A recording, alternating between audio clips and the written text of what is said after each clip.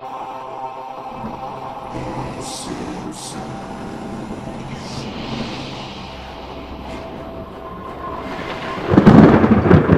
October 28th, everyone! Welcome to Midwest Horror Network's October 2020 special, where we discuss all of the Simpsons Treehouse of Horror episodes. Today we are talking about Treehouse of Horror 28 from season 29, and I thought this one was pretty good. This one was random as fuck. Actually, it had a little bit of everything. It certainly did have a little bit of everything. It had the creepiness, it had some disturbing moments for one segment, and then another segment was just plain out disgusting. I completely forgot. Was the last episode like decent, or was that like the really boring one with Godzilla? The Godzilla one was the one before the last one. Okay. All right, yeah. The I will say this though, we've been watching a lot of these for obvious reasons, and you don't say. And I can honestly say, from me remembering all these treehouses, I've never had a oh moment. We had a lot of laughs, a lot of really hard laughs, but never like the good old fashioned oh shit. They haven't had one of those. What movie was that for you? Well, I'll talk about it when we talk about the episode. I don't remember watching an episode of the Treehouse where I'm just like into it from start to finish. Like there was nothing there that kind of took me out, and I was, bored. I legitimately was having a blast watching this episode. But I thought you were having a blast watching The Raven, because it's your favorite episode, right? Yes, it is. The peaks and valleys of these different segments. But this was definitely a better episode than certainly ones that we've had in the past. Oh, yeah. Especially even the past couple ones have done. This is definitely a better one. But it was definitely one of the weirdest ones, though, that I've seen. Yes. If not one of the weirdest ones I've seen in a while. It was weird, but the weirdness actually paid off in this one. Mm-hmm. Wasn't so much an acid 26. Trip. Yeah. The acid trip. It hasn't felt like an Halloween episode in a while. So this one right here felt it. Yeah.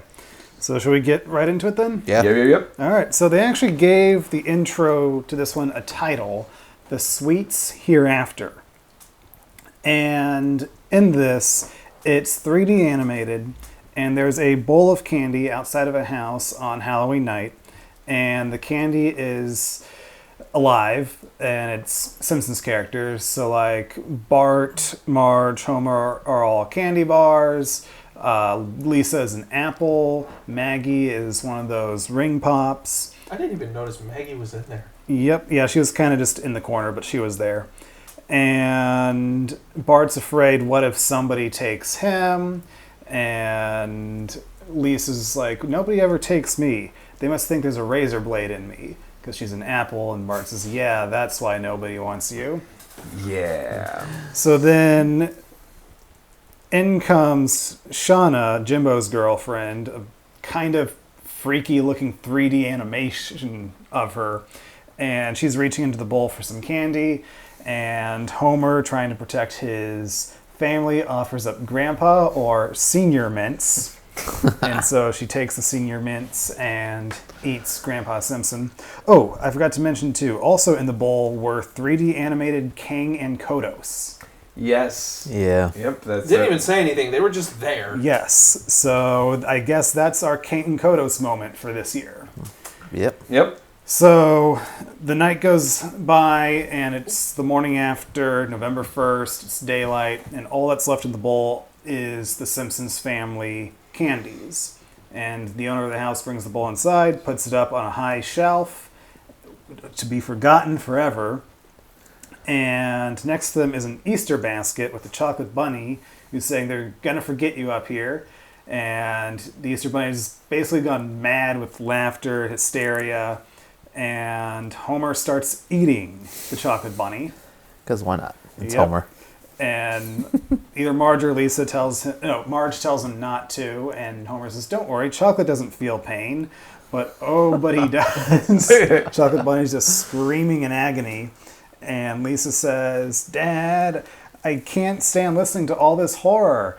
And as the chocolate bunny is screaming, Homer says, all right, I'll fix it. And he bites off the chocolate bunny's mouth, which promptly takes away the bunny's speech. Yeah. That's Fucked up. one way to do it. And the family proceeds to eat the chocolate bunny. So that's the first bit of cannibalism in this episode of Treehouse of Horror. More to come. There's more to come. Oh, yeah.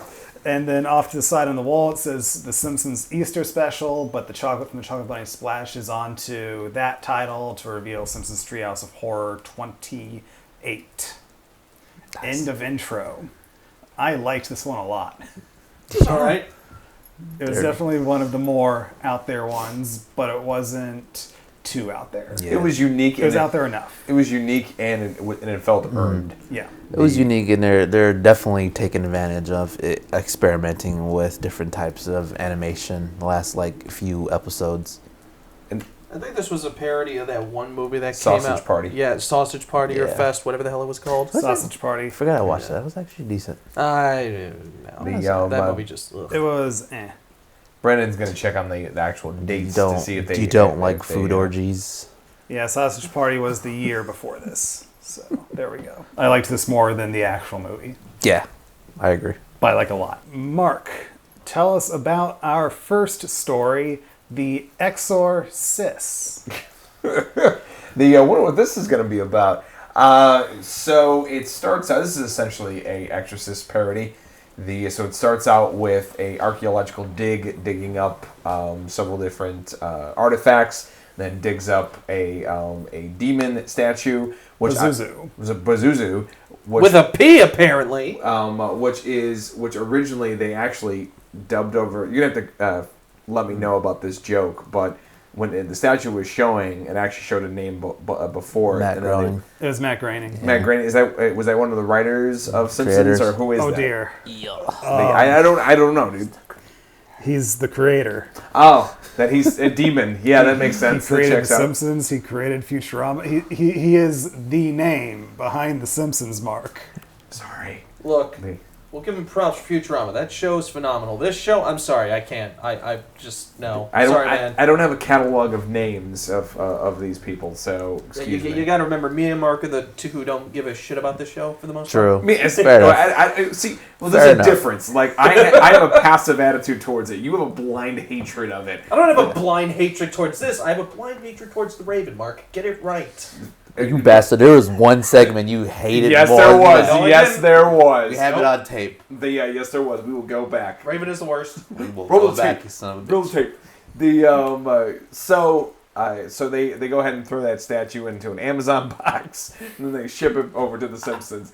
And Marge is hanging out in Maggie's room. She takes out the statue, and apparently it's a gift to Maggie.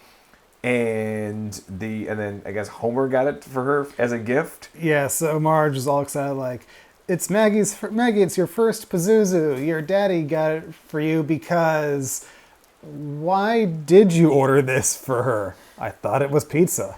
And And then she says, all right, I'll send it back tomorrow. oh my god, that's stupid. Anyway, so It's Homer. well, yeah, that's true. But, so they go ahead and it has the ability to hypnotize people. So I guess the statue was staring at Homer. His eyes turn red, very much like the statue. And then he says, hey, you're gonna hang out here with the demon statue. I'm gonna go downstairs and have a dinner party. Yep.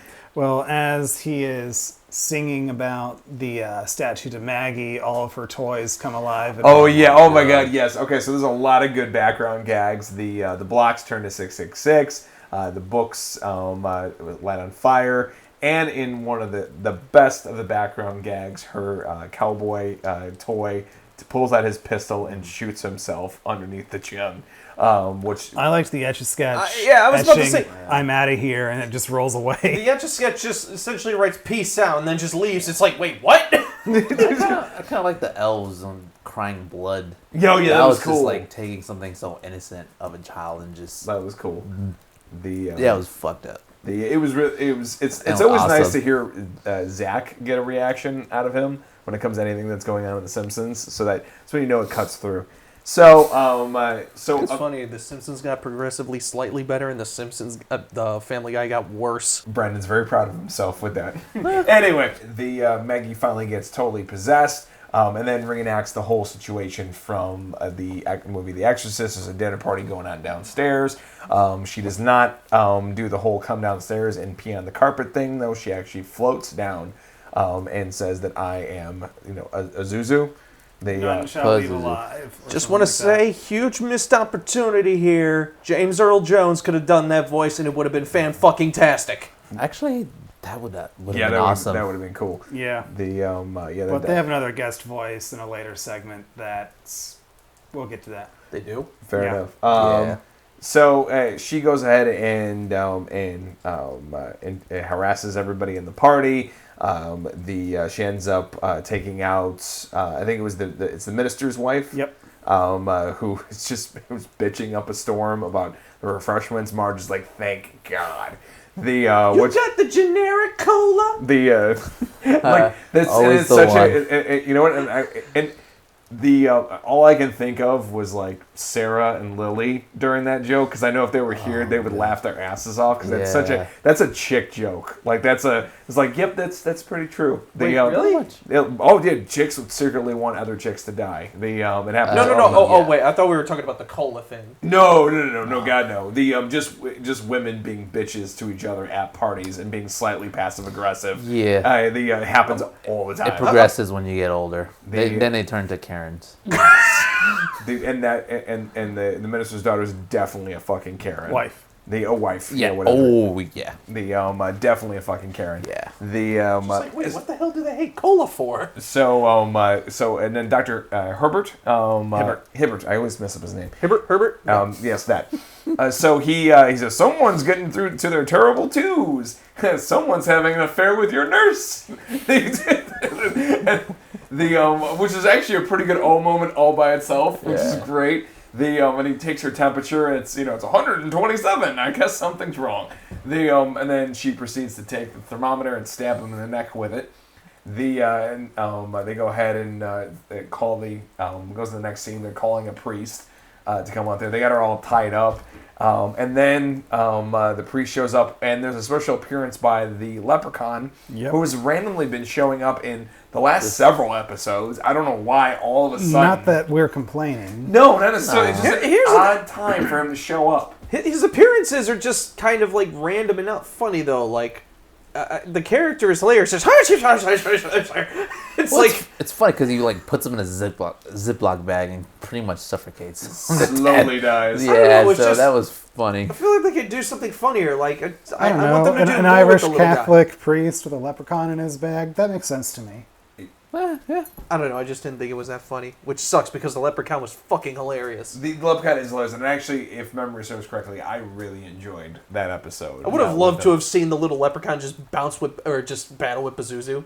It's kind of like ever since that Avatar spoof, it's like the leprechaun has become the new King Kodos, because they've kind of been light on King Kodos since that one. Yeah. Wait, has he? Wait. Yeah. Where the hell did he appear in the fucking Avatar episode? No, he didn't appear in the... I'm saying since the Avatar episode, since that one was pretty much a King Kodos overload that didn't work. Oh, okay. Because he's been in like the past 4, I want to say. Yeah. Not that much, but he has been making more appearances since that one. It's enough to notice. Yeah. He's been in at least 3. I know that much. At least over the past couple episodes. Yeah. So. Yeah, agreed. He was in the intro for 27. He was also in the episode before that. I don't remember what, but he was in the episode before that. Yes, he was. And I feel like he was probably in like somewhere between the 2 episodes before that as well. I think so as well. Yeah, I I'm confident he's been in at least 4. Either way, this is at least 3 in a row. It's probably 4 in the last 10. Yeah. I would say 5. I don't think it's that. I think it's that tight. Hardy Shark. He is a funny character, though. I will give you that. I just love the way he just gets angry. Cliche Irish voice, it's fucking hilarious. That's an easy joke for Zach. It's always a win. Anyway, Irish and Italian jokes, love them. And I'm both. Hate 'em. That's hate it. Love them. Then the next line leads into my favorite line of the entire segment and my good old moment, which was the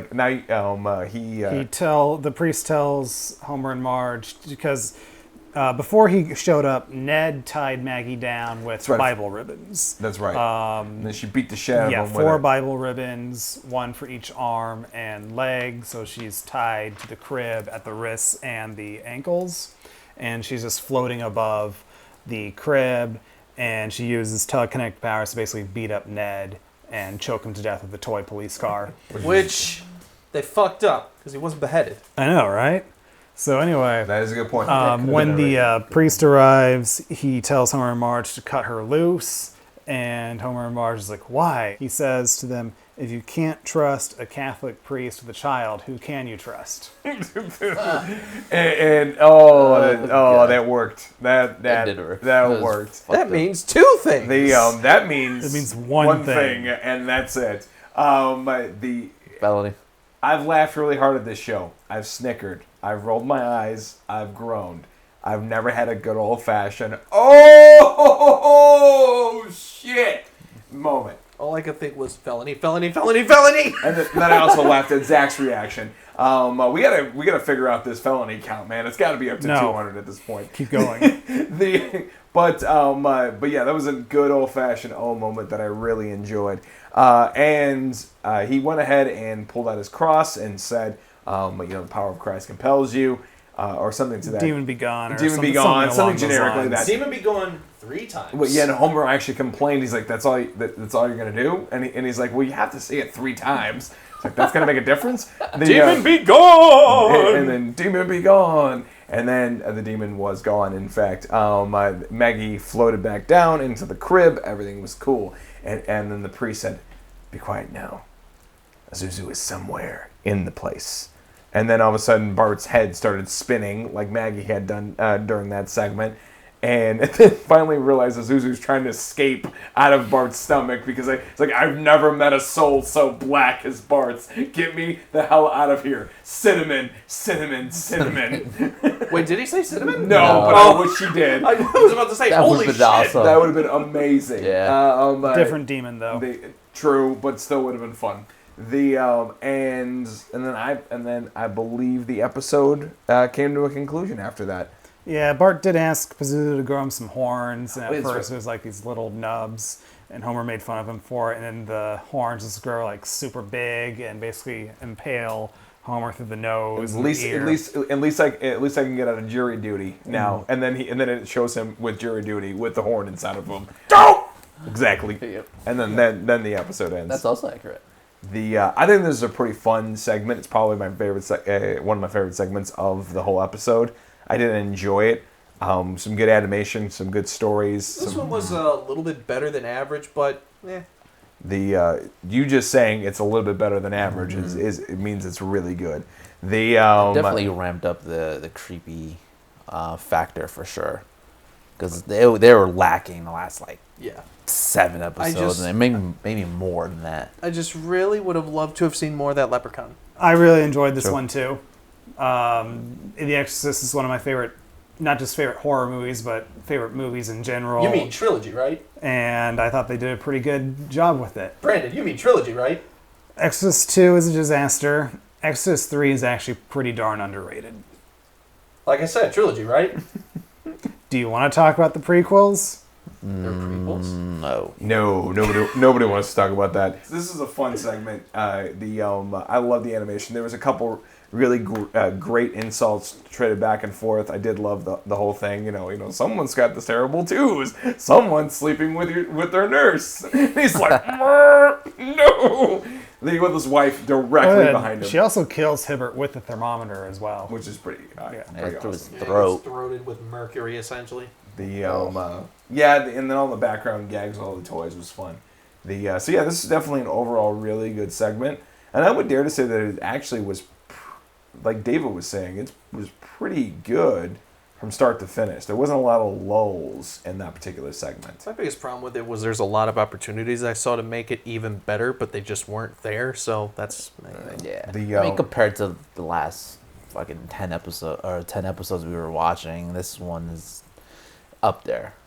Yeah, it's definitely up there, comparative, because the last 10 episodes overall have been either average or below average. There's been some good ones. No, I definitely agree. There's been some great ones. My favorite segment of all time is in the last 10.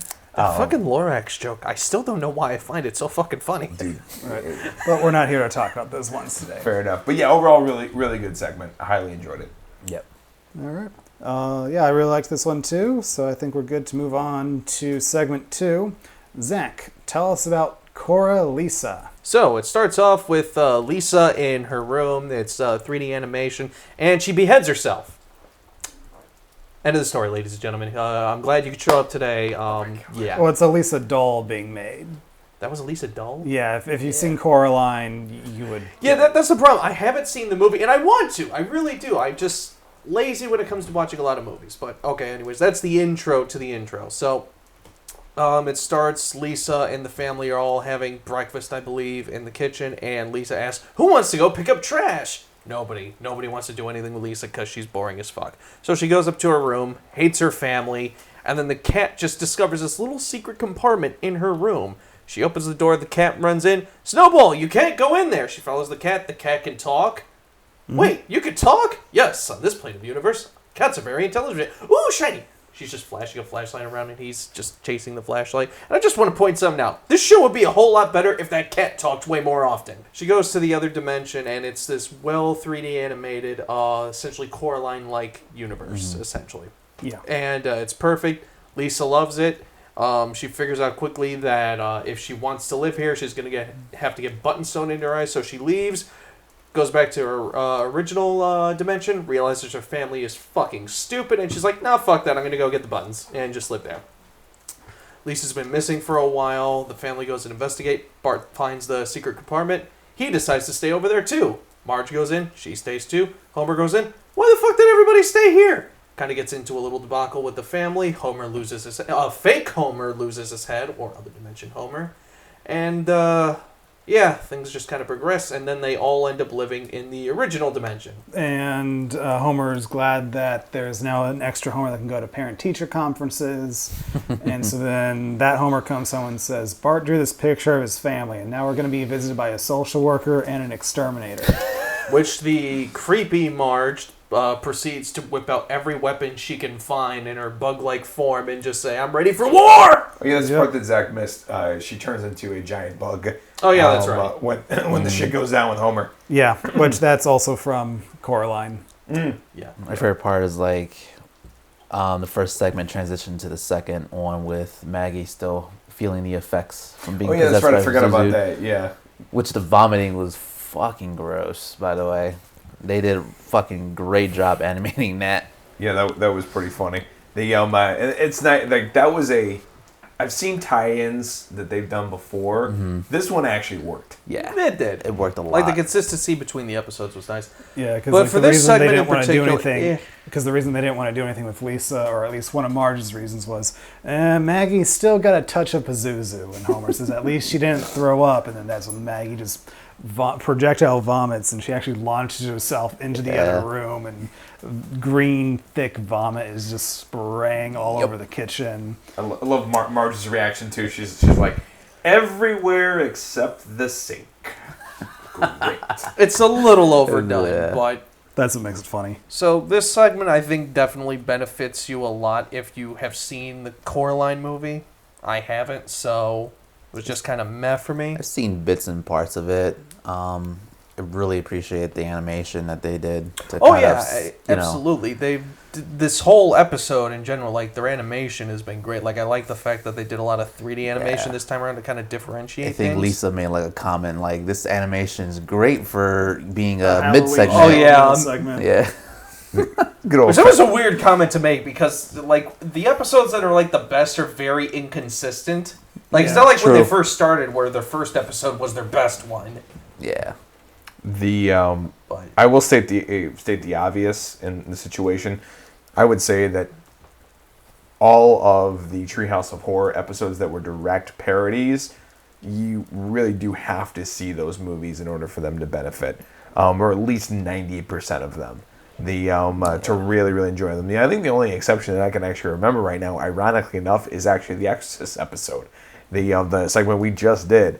Even if you haven't seen the full movie, The Exorcist, I think you would still enjoy that. But for the mass majority of just me remembering off the top of my head from all the parody segments that they've done, I would say that you have to have seen the movie in order to really enjoy it. I know there have been a few that have been able to stand on their own. They're not coming to me right now, but I'm sure you can find them in our earlier episodes. There's only a handful of parody episodes that are actually like decent or bearable to watch, but most of their parody episodes I can't stand because they're boring as fuck most of the time. Not all the time, but most. Especially in the early days. Good lord. Godzilla and King Homer. Yeah, those are both. Especially Godzilla. Holy hell. Those are both disasters. Yeah, I've seen Coraline many times, and I think they did a pretty decent job at it. I like that they got Neil Gaiman, the author of the book, to be the voice of Snowball. Really? Oh, Yeah. Nice. Okay, rock and roll. That's actually pretty cool. So, quick question. Yeah. Coraline, was that a Tim Burton directed one or one No. that he just kind of took He credit? had nothing involved. Yeah, in it. Yeah, didn't do but it. everybody just... It was directed by Henry Selick, who's the director of Night Before Christmas. I feel so bad for that guy. Same. I feel so bad for that fucking guy. That guy can't take credit for anything. Everyone thinks that everything that man's ever done, this fucking Tim Burton did. Yep. I feel awful. Because I literally said he directed Nightmare Before Christmas, and they put Tim Burton's fucking name above the title. They're like, "Fuck you, man! It's Tim Burton's movie now." Yep. I always love that. You can tell that to somebody, like, no, Tim Burton did it. Oh. It was like the Nightmare Before Christmas survey. If you asked 10 people and everything else, who directed Nightmare Before Christmas, 9 would say Tim Burton, yep. and the one person would say, "I don't know." Oh man, It really is tragic. I want you to think it was Tim Burton. Either way, Coraline's a really good movie, so I do recommend it. And yeah, I do think they did a pretty good job with it here. he's actually got a really cool voice. Does he? Does he do any of like the? I'm assuming that a lot of these are based on books as well. Does he do any kind of audio stuff? Because he has a really cool voice. I'm sure he has. I actually haven't really read much. I don't think I've read any Neil Gaiman, now that I think about it. But he did write The Sandman for DC Comics back in the 80s. And this also is not the first time he did a guest voice on The Simpsons either. Really? There is an episode called The Book Job where Homer and Bart get a group of people together and they basically group write a young adult novel. And Neil Gaiman is one of their gang members. It's a spoof of heist movies, essentially. That is awesome. And it's actually one of the better episodes from the recent era of Simpsons. It's really good. I recommend it, but he plays himself in that one. That's pretty cool. Awesome. He's got a really cool voice. He does have a good Yeah, he voice. does. This one was pretty straightforward. Yeah. It was enjoyable. If you've seen Coraline, you'll probably get more out of it because the animation side of the 3D is pretty close to it. Coraline was stop motion animation, not 3D animated, or not computer animated, I should say. The talking cat is also straight out of Coraline as well. And of course, Spider Mom is also out of there. And the Button Eyes. So you can tell this segment was written by somebody who's actually seen the movie and maybe read the book. I don't know, I never read the book, but I'm assuming the book's pretty close. I will say this episode did make me actually want to watch the movie a little bit more now. You should see it. You'll like it. Oh, again, I've wanted to. Just it's one of those things where it's not really been a priority on my list. Among the billion other pictures I need to see and shows. 2009 animated movies were awesome. Coraline. Toy Story 3? Ugh. No, that was the year after. 09 was Up from Pixar. Fantastic Mr. Fox was that year. Oh, that's the Wes Anderson one. Yeah. And Good movie, not my type. an Irish animated movie called The Secret of Kells, which is freaking awesome. If you've never seen it, Secret of Kells? Kells, Kells. Kells, okay. See it. What's it about? Just see it.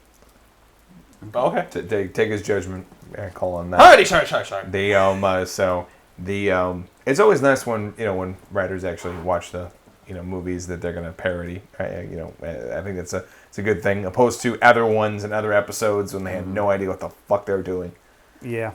All right, David, tell us about our grand finale of Treehouse 28. Homer. the disturbing segment of this episode. Or it should also be titled Homer, What the Fuck? Oh my god, yes. So we start off with Lisa addressing the audience and literally letting us know that this episode is going to be gross. So you're essentially warning us, and if it's too much and for them to handle and they want to calm down, they should watch Game of Thrones. Which I've never watched Game of Thrones. I'm assuming, like, I'm taking the advice from South Park where there's a lot of floppy penises in Game of Thrones, and I'm assuming that's what she's talking about. There's a lot of dicks, tits, and disappointment at the end. I don't know. But yeah. There's a lot of disappointment in the end. Well, Like most people's sex lives. moving on. All right, now if Mark is done talking about his own experiences, David, keep going. So we transition into the segment. The family is, or basically Marge, Lisa, and Bart and Maggie are going on a 2-week vacation with Patty and Selma. I don't know where they're going. It doesn't matter. It doesn't Ohio. matter, but yeah, Ohio. And Homer is at home alone, so he starts binging essentially on everything in the house for food until he runs out, and the only thing left is vegetables, essentially. And he starts to freak out, and he gets really fucking horrified. And I like how when he's really just searching the house for food and he finds, like, it's not just a few vegetables, it's like 2 drawers in the fridge Yeah, it's full of fresh, really good looking vegetables, and his reaction is, not a morsel in the house. I feel like that's how Brandon gets whenever there's no sugar in the house. Probably. That seems accurate. That's because it is accurate. Yeah. At least I can cook. Keep Oh. going. Yeah, and so he finally opens the freezer and there's one lonely frozen hot dog in there that he takes, and he starts grilling that outside, and he's putting, everything on ingredient wise, and he takes it off the grill. It's still frozen. He's trying to cut it. He's trying to cut slits in it. He's trying to cut slits in it. He cuts his finger off, and while he cuts his finger out, the dog, Santa's little helper, grabs the hot dog and eats it, essentially leaving Homer with no food. And he notices his finger on the freaking grill, and it seems very appetizing for him. And he winds up eating his freaking finger. And he realizes that he himself is the perfect ingredient. And he loses pretty much his appetite for any regular food, because Ned invites him for dinner or for lunch, and all he sees is himself as a turkey. So he starts essentially turning into a cannibal and is eating A himself. self-cannibal. A self-cannibal, by the way. Which I think there is a technical term for that, if I'm not mistaken, but I don't remember what it is. There is. There is an actual disease. Fucking disturbing. Because he starts cutting off Everything. limbs. Yeah, everything. Everything. He's frying up his whole fucking... He's literally cutting his toes, his fingers. Resort to wearing like oven mitts to kind of hide. He takes a cheese grater to his scalp. And there's just little flakes going into what looks to be a stew of some sort. And I'm like, oh God. So there has been several warnings over the years from Simpsons. Mm-hmm. Like, this is too scary, or Congress did this, whatever. But they've always just been jokes. Correct. Yeah. This is the one that's actually earned. I think maybe it was on purpose, because I think they realized that, and they think that we're going to think they're full of shit, and they weren't full of shit. They got us. By the way, the term is auto-cannibalism. All right. Oh. Okay. I looked it up, Yeah. so it was bothering me. Fair enough. I didn't want to know that. Well, now you do. And that's exactly what happened. It was a false sense of security, because we've been told and warned all those times, and they've all been bullshit. And they were like, this is going to be bullshit. It wasn't. No, he takes a corkscrew to his friggin' ear and takes out some of his brain fluid and just uses it at like ranch dressing or something. He takes a Or wrench to one barbecue of his sauce. teeth and use that as a cupcake topper. Yeah, that was disturbing like a motherfucker, man. Do you even want to know what the cupcake was made of? Hey, No. No. It was a chocolate cupcake. It looked like chocolate. That's where I was going. Oh, God. I wanted you guys to follow me down that path. We got it. We got it. That's gross. I don't want to think about it. Son of a bitch. The family come home. All right. He obviously freaks out. They notice that he's, 30 pounds less, maybe more, And can't walk. He's 20 pounds skinnier, and he has a limp, and he's wearing oven mitts. Yeah, because at one point I'm pretty sure he cut off His his shoe leg. is clipped to his pant leg. Yeah, I didn't because even he was notice missing. that. He's missing his leg essentially. Not yet. Yeah, or part of his. Well, he might be missing one of them. Yeah, At least part of it. Or at least his foot. yeah. So, she's obviously suspicious. He wakes up at midnight or whatever, and is pretty much cooking downstairs. And Marge is like, "Well, it's bad for you to cook during the night." While she's walking down the stairs, and notices that his whole leg is in the fryer, and she's just so fucking disturbed. This is the worst, the worst time in our marriage, and everything else is like even more than even Yep. more than that time. And she was legit speechless at first. Yes, He's literally just... It would have been funnier if he had it on a rotisserie thing, but he had his whole leg and foot just circling in this pan, this frying pan, and it looked gold and glistening, too, on top of it all. She's just like... Essentially, his whole midsection is just gone at the point. He's just on a stool cooking his fucking leg. So, yeah.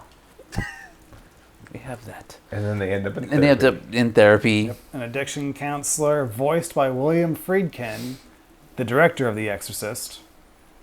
Nice. Oh, wasn't it? Would you look at that? So, yeah. He realizes that he has a problem. So there's the marriage counseling. Yeah, it's a marriage counseling, and then what else? Where Homer is literally half of Homer. Yeah. And Marge ends up leaving him. Yeah, and then there's some chef comes in. And the therapist leaves saying, "I have to go become famous talking about you now." Yeah. And then some chef, I don't fucking remember. A famous but chef who does not care for the term chef. yeah, who doesn't care for the term. I'm assuming he has some kind of fucking show. Yeah, he's probably some celebrity chef. I don't watch shows like Yeah, that, so I'm sure somebody knows who he is. he's one of those who's like in search of the different ingredients to use essentially. He found him. So yeah, Yep. he uses Homer for that. And essentially feeds the whole neighborhood with Homer or what's left of Homer, and then every food chain uses that same ingredient, and everyone turns into cannibals. And then we end up in heaven, where Homer's an angel, and he says a comment to Jesus. He says, "Do you know what it's like to have people feast upon your own body?" "Yeah, every Sunday, pal." He And rips Homer off- starts eating his own, Yep. rips off his wing and starts eating it. And Jesus says, "Yeah, you don't get any more of those." He doesn't stop eating himself. No. What Even in heaven. in the actual, not theoretical, but actual fuck did I just watch? I don't fucking know. It was fucking disturbing. It was in like, and not only that, like it was disturbing before it got to the thing. He was brushing his teeth with mayonnaise. Thank you. Yeah. That is the only part that really fucked with me. I'm like, you fucking monster. That was Mayonnaise. That was disgusting. Like, seriously, mayonnaise is like, I hate mustard, ketchup, and all that shit. Mayonnaise will make me puke. It is fucking disgusting. Mayonnaise, mayo, I don't give a shit. It's the same fucking crap. It is disgusting. It is a crime against humanity. It needs to burn in hell with the hellfire and brimstone that it came from out of Satan's glorified asshole. What's disgusting is they mix those ingredients now, and they sell it. Don't feel that way about mayonnaise. Just think it's nasty that somebody's brushing their teeth with it. That's all. They didn't have that strong of an opinion. I like chicken salad sandwiches. Probably hates the mayo more than the Toss Raven. salad as well, don't you? I don't even know what that is. But this, this is a fucking disturbing episode. And I would dare to say this is the most disturbing segment that I have ever seen in Simpsons. Period. I agree with that. The teeth pulling to put on top of the cupcake was freaking disgusting. Teeth with mayonnaise. Yeah, You're stuck on the mayonnaise thing. It's disgusting. Yeah, it was disgusting. But like, there were so many other shit in this episode. I will say though that I did laugh at a few moments. So the episode wasn't a total waste. But it was most. I'm gonna remember it for being utterly disturbing. Let me ask you this, Mark: good disturbing or bad disturbing? Like, is it too disturbing that you wouldn't recommend it to somebody, or do you still recommend it? You know what? I don't know. Like that's the weird part about that. I don't know because I'm thinking about it now and I'm like I'm enjoying some of the jokes and some of the other things, but there's part of it that it's kind of like watching a car wreck. Okay, I'll say this. It's not on the level of like Two Girls, One Cup or some dumb shit like that. No, not that. But it certainly is. Like I think it was because of all the false sense of security over the years of them doing those warnings. And you kind of make it sound like somebody's going to go in watching the Pain Olympics or something like that. I think Mark's offended and wanted a better warning. No, he's one of the moms. And the way Mark talks about those past warnings, it sounds like Mark is the only person in existence who actually tried to take those warnings seriously. No, not at all. Yeah. Show of hands, who thinks that's what Mark sounds like when he talks about those warnings? Oh my God. 3-1, Mark. To be fair, even Mark's raising his hand with a Mountain Dew bottle. And our audience is probably raising their hand too. Of course I knew they were bullshit. Thus, I thought this one would be bullshit. Yeah. It was not. All of our fans are like, yep. Raising their hand. All 23 of them. I was gonna say 5, but okay. Thank you. Thank you all, 23 of you. Or 5, whatever you are. I'm the most pessimistic of us. There's at least 2 because I listened to them. Oh, you're the 2 listeners I keep seeing on Spotify or just Anchor. No, I listen on YouTube. Anyway, yeah, you know what though? I'm gonna have to say with good disturbing, Brendan, because I did enjoy quite a few parts of this, and I did laugh at it. It's certainly shocking because I mean wasn't used to that type of situation from The Simpsons of all places. Homer. You didn't think this was gonna happen at some point in his life? No, it never really crossed my mind, Zach. That he would get so hungry that he eats himself. It's Homer. He even says at one point, "Man, I'm really going a long way not to leave the house." No, really. It is far beyond the long way. But yeah, the whole joke about this is the worst thing that I've ever witnessed in our marriage. He's like, even more than that. Yes, even more than that thing. That was pretty funny. That was pretty funny. So mind you, I think this is what Zach expected from like a Halloween Treehouse episode. I think this is what he expected for like all 31 episodes. I want them to be all disturbing and all disgusting. I mean, this is what I would expect too for a Halloween episode. You know. I think it definitely harkens back to the old days of like the David Merkin era, where his philosophy was the Halloween specials should be both funny and creepy. And I get that, and I like when it's well balanced. I think this is if it was going to be a little bit more teetered on the horror side, the episode for me that was perfect balance of story, character, comedy, and horror was the dolphin episode. That's like perfect balance of an episode. This was definitely more leaning on the horror side, but that's not necessarily a bad thing. I'll say that one was definitely one of the most memorable ones. Which what also makes this one more disturbing is they don't play it as horror. No, they do keep the tone like light and fluffy and comedic, but it's the situation is just so out there. It's disturbing enough on its own and didn't need that horror twist to it. I will say this though, we watched a lot of episodes that were very forgettable, and they're ones that we will never remember again. Except with watching, re-listening to all these recordings, then we were like, oh yeah, that one episode, that one thing that I'm going to forget about as soon as I am done listening to this recording. This one, I will not forget. I'm probably going to forget about this one at some point. You're not a Simpsons fan. Well, I mean, there are just some that I will remember, and there's probably only like 10 or 12 segments that I will remember 100%, this is definitely one of those 12. I will always remember the first time I saw this one. This was when I was on vacation in between the 2 cruise ships that I worked on. Because this is around the time it would have aired, right? Yes, so this was 2017. Yeah. So this was right before I came back here for a week before leaving on my second ship. And I was sitting in my parents' living room, and this one came on, and my mom just sits down and she's doing her sewing or something like that. And I forget at what point she does this, but it had to be, I think it was when Homer first started eating himself. I think it was with the finger. Mom just goes, ew. Gets up and walks out of the room. Nice. What in the hell is my son watching? Which, bear in mind, she knows I'm into horror and everything. In fact, she encourages it, if nothing else. But this one got her. You know, that begs the question, Mark. Have you ever seen self-cannibalism at all in a movie or just anywhere? Have you? Yes. Yeah, I've seen it in several different episodes, like crime episodes and things like that. Certainly seen cannibalism in many movies. The not so much self-cannibalism. We're talking about self-cannibalism. No. Or auto-cannibalism. Auto-cannibalism. I can't think of any. Like, I'm just surprised that movies. this affects you that much. It's not even about that. It's just about more about being memorable than anything. I can think of one other significant instance of auto-cannibalism in a piece of fiction, and that's the Stephen King short story Survivor Type from the Skeleton Crew short story collection. It's about a guy who is in a plane crash, or it was either a plane crash or a ship crash, but he ends up on a deserted island, nothing to eat, no food, like no fruits or no fruit trees or anything like that. And so basically he has to resort to cutting off his like feet and other body parts and eating himself in order to try to survive.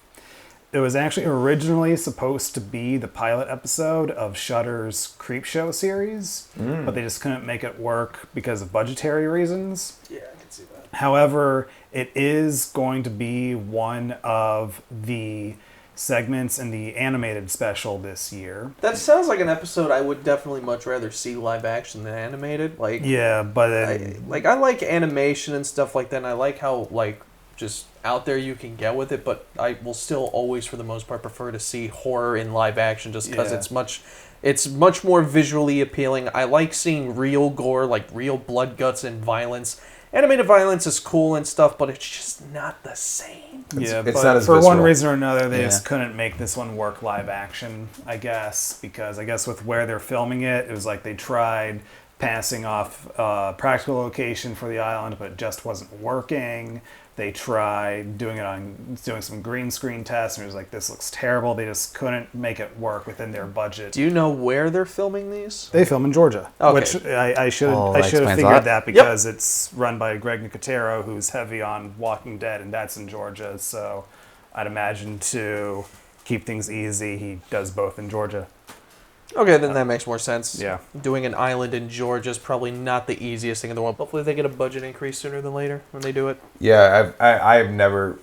Now that I can think, there. I mean, a few maybe episodes like Criminal Minds with auto cannibalism, but I can't. I know a lot of examples of cannibalism, but not so many with auto cannibalism. It's not really that big in pop culture. Was there another one that you were thinking of, Zach? Off the top of my head, no. Like I said, I've seen every damn disgusting thing you could probably think of in the book. I'm so desensitized to shit, it's not even funny. Well, that's interesting that Simpsons covered something that isn't normally done in horror, because Yeah, I can't think of it. I can think of a lot of examples of cannibalism. It's but not definitely on the auto. rarer side of things, but it has happened before. I'm sure. Can you think of anything, David? No, not for Otto. Yeah, that's yeah. Huh? Good on the Simpsons. Yeah. Cool. So with that, let's head into our wrap up with our pick for funniest moment of this episode. We're gonna have to think on that one. Definitely the. Okay, got one. Oh, go ahead. The cat. When Homer's like, "How come you don't talk on this side of He's like, the dog can't talk, and I don't want him feeling inferior. And the dog just kind of looks up like, That was funny. I'm between like all the toys in Maggie's room, like all the little background gags with those, or if you can't trust a Catholic priest with a child, who can you trust? That one's good. That one is my favorite, tied with a very actually more of a close second. With the doctor, someone's got their terrible twos and someone's sleeping with their nurse. I was like, oh, that's pretty funny. Those are two of my favorite funniest moments. It's between the nurse and the no, this is the worst thing our marriage has ever been through. Yeah. Even more than that one thing. Yes. Yes. Even more than that. Which worst thing our marriage has ever been through. What makes that one work for me is just Marge's speechlessness at first. Like, you can even see her, like, she's trying to think of what to say, but she just can't talk. Most disturbing, darkest, creepiest, grossest. Fucking mayonnaise toothpaste. All right, you're gonna have to let us choose two from that, because there's just so freaking many of them. The creepiest for me is just the decals of the elves in Maggie's room crying out blood. Was really creepy and disturbing, and the grossest moment is her vomiting in the second segment. That vomit was just so freaking thick and green. You took what I was gonna say, because one of mine was gonna be the vomit, just because of, for 2D animation, they really do make it look thick. They do. That was good. Shit's thick. If I had to choose one, it would be the vomit.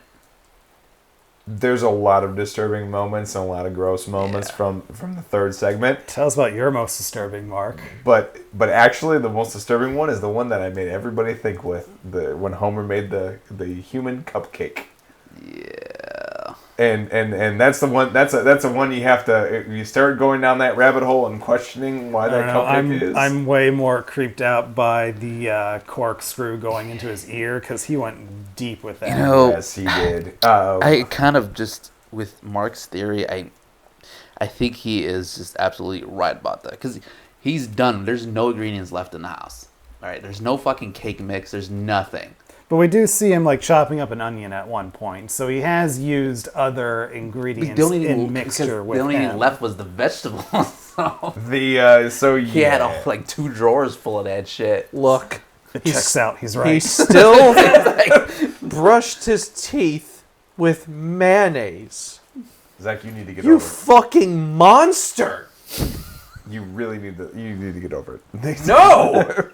Least favorite segment of this episode, which all three were pretty solid. Yeah, this is going to be a hard one to choose. This is one of the tougher ones to choose, and it's not tough because they're all bad. It's tough because they're all good. I'm gonna actually go with 2. I think 2 was just it was just a little bit more of a lull. I mean, all 3 of them were really good, but I think I personally I'm gonna go with what Zach was saying, is that I would have enjoyed that more had I seen Coraline. I have not seen Coraline. So am I the only one that has seen it? David? No, I've seen bits and parts of it. Okay, So yeah, but you you're the haven't only one seen the that's seen it whole thing. completely. So yeah, I got to pick that one just based on the fact that I haven't seen the movie, and there were a lot more lulls in that. Obviously 3 was disturbing, but it was entertaining, and there was no lulls in 3. It was we're up here the whole time. So I have to pick 2 just based on the fact that I was not bored, but there were lulls. All right. Zach, why did you pick 3? 2 was just slightly more entertaining. 3, it was just Homer eating himself, which is whatever. So, I like the 3D animation in 2 and all that. Plus, we had a talking cat in 2, which, talking cat for the fucking win. See why you picked that one. And then 1 is just violent. David? I'm going to have to go with 2 as my least, just for reasons what Mark said. I've not watched the movie completely, but I enjoyed the first segment. It was super creepy, especially with Homer being possessed and just in the room spinning around singing to Maggie while all these toys are just going freaking nuts. The third one was super fucking disturbing and gross. So yeah, 2 would have to be my least favorite segment. 2 is also my least favorite. It was definitely the slowest one. And even though they hit all those Coraline beats and the style of it, it it does feel slow compared to 1 and 3. Yeah. So yeah, they're all good, but as we've always said, in these cases where all 3 are good, one has to come out on top and one has to come out on bottom. They all can't be winners. Nope. So with that, what is each of our favorite segment from this episode? 1. One. All right, why do you guys choose 1? Violence. Yeah, violence. It had more of the full package, beginning, middle, and end. Mm-hmm. Great, great characters in them, and a lot of funny moments, disturbing moments. So there was a very good balance in that segment, and it did have it. And for me, again, there's been a lot of chuckles, a lot of laughs, a lot of eye rolls, a lot of moans, but there's never been a oh shit in any of these episodes, and this one was the one that had that in it. So Shit. I got to give it to that. Squirrels. I'm gonna have to go with 1 as my favorite segment. I just loved how they started off with that segment and then how they finished. I enjoyed just how creepy and awesome that episode was. It was so Our good segment. that it wasn't even contained to just that one. It had a little bit of bleed over into the second Yeah, one. yeah. All right. I really like the first one too, but I have to go with 3.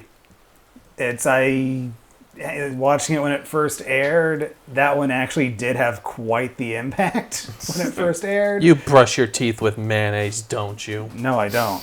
And, Daddy. That's disgusting. and of course, I'll always remember my mother's reaction to it as well. So I have that memory going in it too. But we've also talked about how it covers auto cannibalism, which isn't really that common in horror, so it's something unique. It was able to achieve disturbingness without having a disturbing tone. It just knew that this act that Homer is doing is enough, and it was just really entertaining and really out there. Rock and roll. Yeah, I agree. Yeah. So yeah, this was a very solid 3 segments, I thought, with a really good intro as well. Overall, as a full package, I thought this Yeah. was definitely one of the better overall episodes of Treehouse of Horror. Yeah, from complete to finish. That didn't take me out. Cool. I was literally entertained. All right. And with that, thank you all for listening to today's discussion about The Simpsons Treehouse of Horror 28. Be sure to listen to our regular podcast, the Nightmares Podcast, wherever podcasts are available. And also look us up on social media at Midwest Horror Network on YouTube, Facebook, Instagram, and Slasher! And of course, if you are listening / watching to this on YouTube, please go ahead and smash that like button and press that subscribe and click that little dingy bell to be notified every time we drop amazing content right here on the Midwest Horror Network channel. And also, if you're listening to this on any streaming podcast service, such as Spotify and Apple Music, press that follow button so you also be notified every time we drop a new podcast just like this and the Nightmares podcast as well. Thank you so much, and we will see you tomorrow. happy October 28th, everyone.